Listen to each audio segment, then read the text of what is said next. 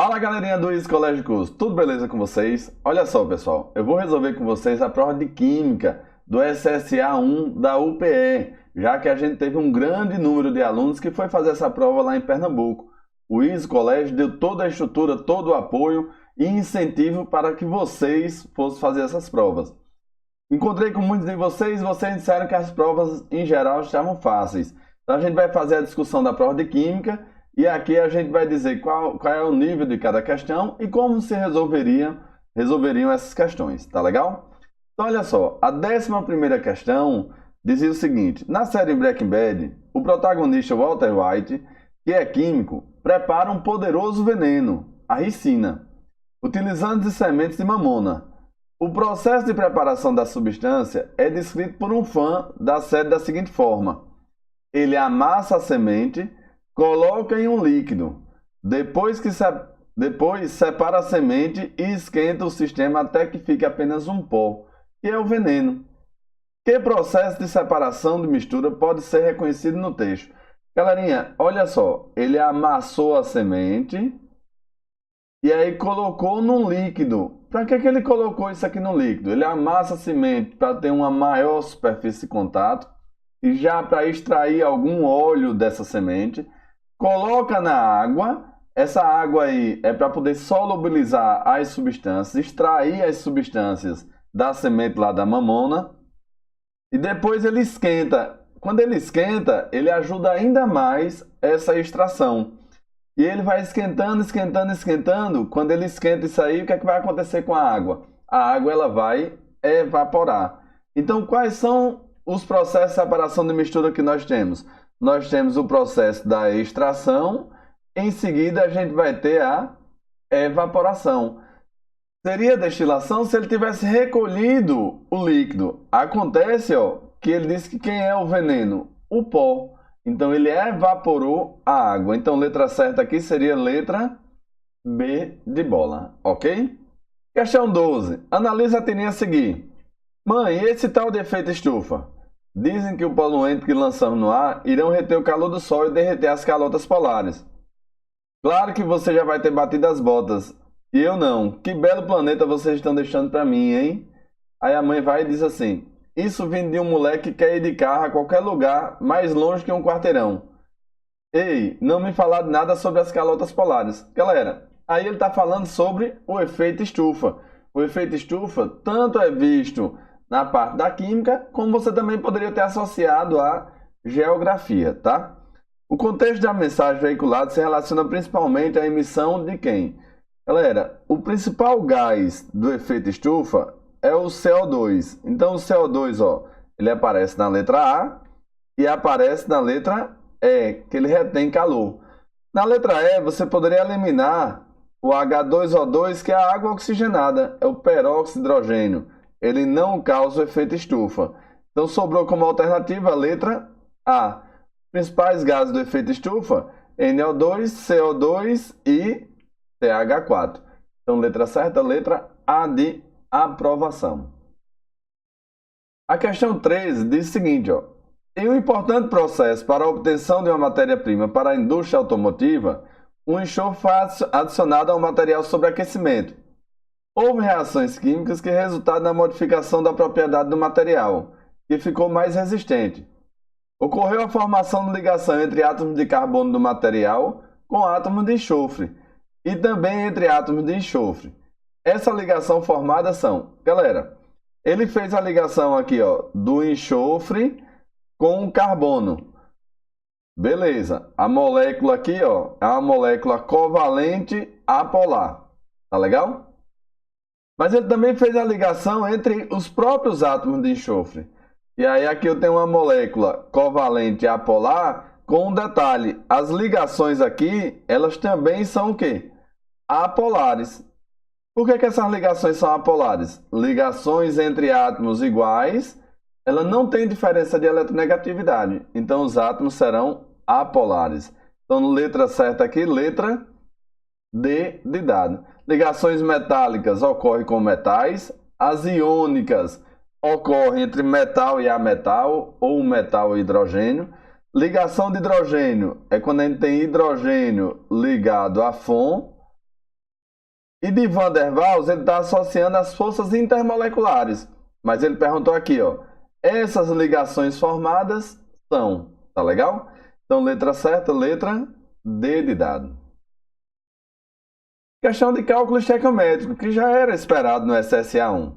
Embora seja um processo antigo, durante muito tempo, a câmara de chumbo foi a forma industrial predominante para a produção de ácido sulfúrico. Nesse processo, o dióxido de enxofre entra pela parte inferior do reator, chamado torre de Glover, onde é lavado e misturado com óxido de nitrogênio, NO, e dióxido de nitrogênio, NO2, formando o trióxido de enxofre, que posteriormente é hidratado para formar o ácido de Glover. Uma mistura de vários ácidos com a predominância do ácido sulfúrico, cerca de 78%. Depois finalizado o processo, partindo da quantidade inicial de 50 mil litros de dióxido de enxofre na CNTP com a massa de ácido sulfúrico produzido. Galera, olha só, ele deu aqui volume molar na CNTP, 22,4. O que quer dizer isso aí?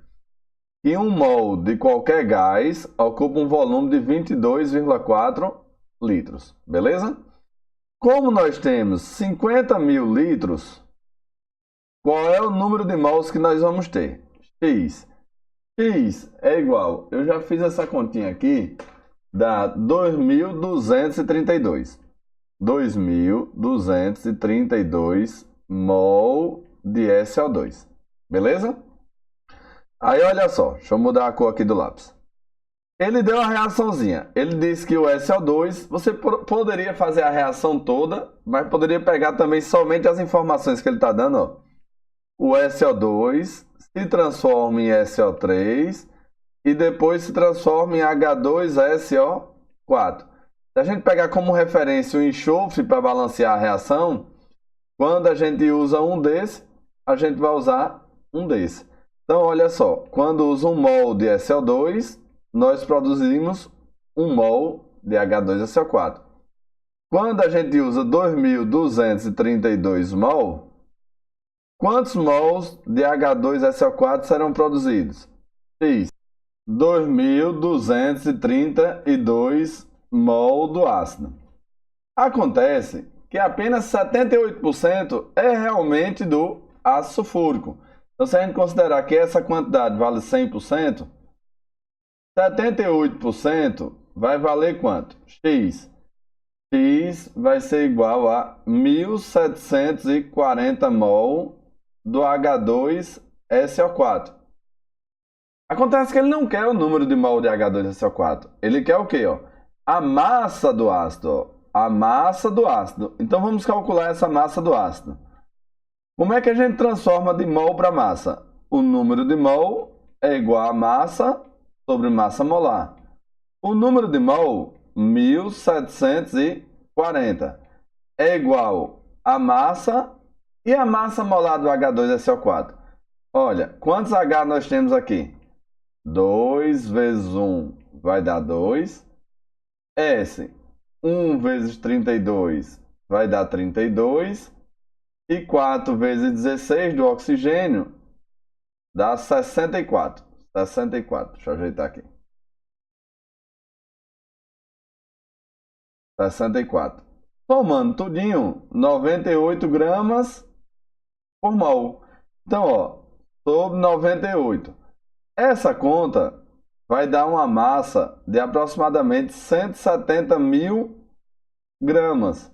Ou seja, 170 quilogramas da substância. Então, a resposta correta, letra A de aprovação. Beleza? Observe a tirinha a seguir para responder as questões 16 e 17.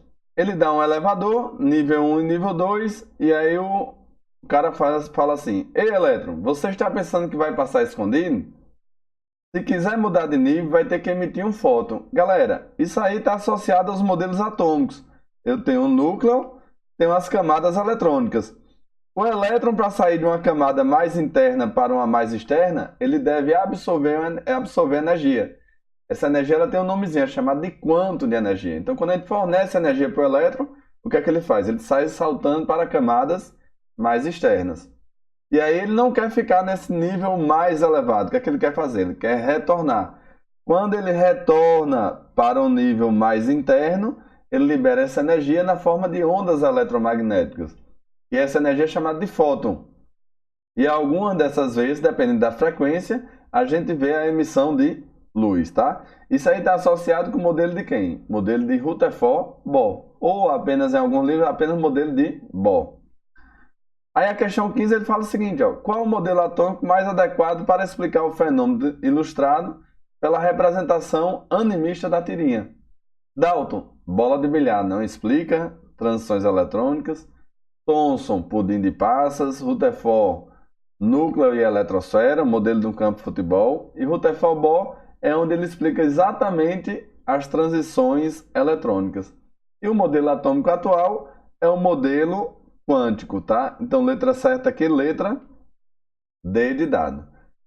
Já a questão 16, ainda relacionando a nossa tirinha, diz o seguinte, ó. Qual a alternativa que representa a descrição científica para o fenômeno ilustrado? Ao trocar de nível energético, o elétron deve sempre emitir um fóton. Falso. Se ele vai para uma camada mais externa, ele absorve um quanto de energia, que é equivalente a um fóton. Ao trocar de nível energético, o elétron deve sempre receber um fóton. Falso. Se ele estiver ganhando energia, absorve um fóton de energia, um quanto. E quando ele retorna para um nível mais interno, ele libera essa energia. A letra C. Ao trocar de um nível energético mais interno para o mais externo, o elétron deve emitir um fóton. Ele está mais de dentro, indo para mais para fora, então ele deve fazer o quê? Absorver energia. E a letra D. Ao trocar de um nível energético mais externo, mais de fora, para mais interno, o elétron deve emitir um fóton. Então, letra certa aqui, letra D de dado. Beleza? Questão 17. Em 2011, alguns lotes de uns famosos achocolatados foram recolhidos em razão de problemas de contaminação. Segundo a imprensa, os consumidores apresentaram lesões na boca e fortes dores no estômago. A análise determinou que o produto estava impróprio para o consumo, apresentando pH maior que 13, ou seja, bastante alcalino. Galera, tem duas informações, ó. pH maior que 13, escala de pH. pH 13 é bem básico, mas aí a gente poderia pegar esse outro nomezinho aqui, ó. Alcalino. Alcalino quer dizer que a substância é o quê? Básica. E aí pega essa outra palavrinha, bastante básica. Então é porque a gente deve estar usando o quê? Uma base forte. Quais são as bases fortes? Formadas por elementos da família 1A e da família 2A, com exceção do berílio e magnésio. Provavelmente os lotes foram contaminados por quem? Galera, ó, base, lembra que tem um OHzinho aqui no final? OH, OH.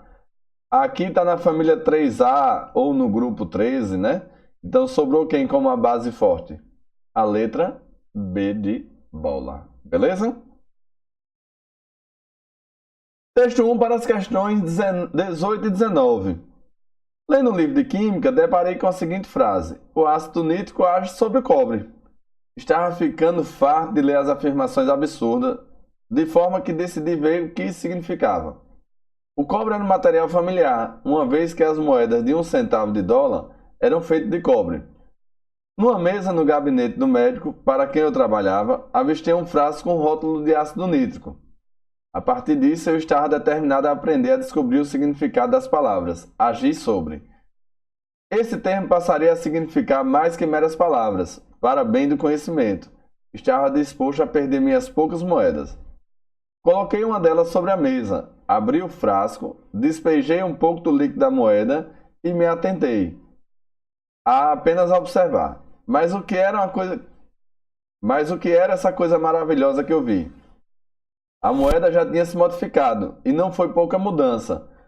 Um líquido azul esverdeado espumou. Olha, galera, um líquido azul esverdeado. A gente vai precisar dessa informação. Ele está pegando o cobre e está colocando uma solução de ácido nítrico. Está aqui, ó. E exalou vapores sobre a moeda e a mesa. O ar tornou-se vermelho e escuro. Como poderia interromper esse processo? Tentei fazer isso pegando a moeda e jogando pela janela. Então, outro fato: o ácido nítrico age sobre meus dedos. A dor me levou a outro experimento não previsto. Passei meus dedos sobre minha roupa e descobri que o ácido nítrico age também sobre a minha roupa. Esse experimento foi o mais impressionante que já realizei. Galera, ele fala que o ácido ele é azedo e corrosivo. Ele não testou o azedo aí, mas o corrosivo, quando ele botou na mão, começou a arder. Quando passou na roupa, danificou a roupa. Então, ó, líquido azul esverdeado é devido a quem, galera? É devido à reação do cobre com o ácido nítrico, beleza? E aí, outra questão de cálculo estequiométrico.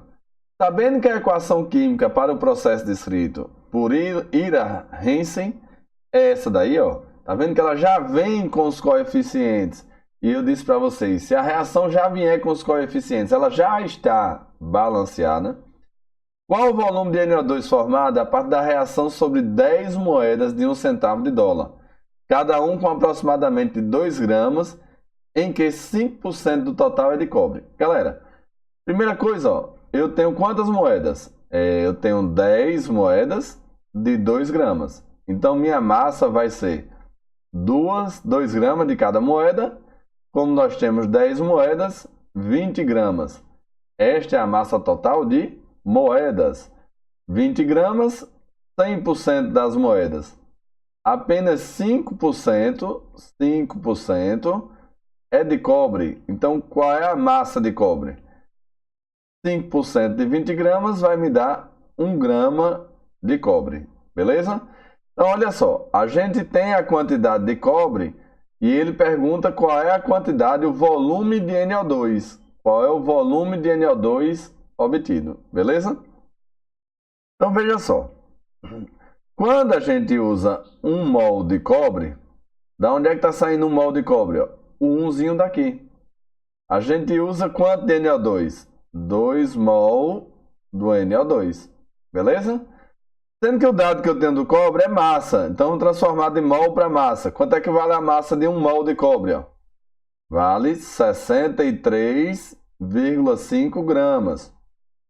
Produz 2 vezes. Qual o volume de 1 mol na CNTP?